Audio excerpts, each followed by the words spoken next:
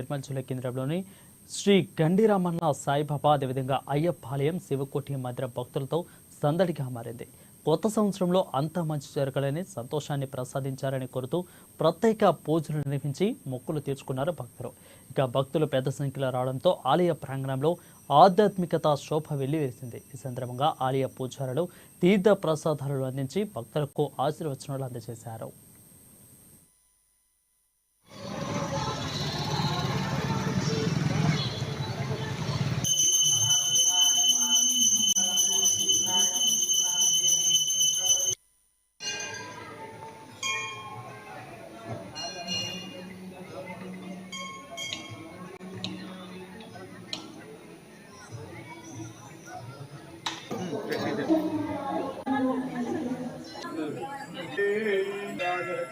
कामकामाय मह्यं कामेश्वरो वैश्रवणोदधातुः कुबेराय वैश्रवणाय महाराजाय नमः।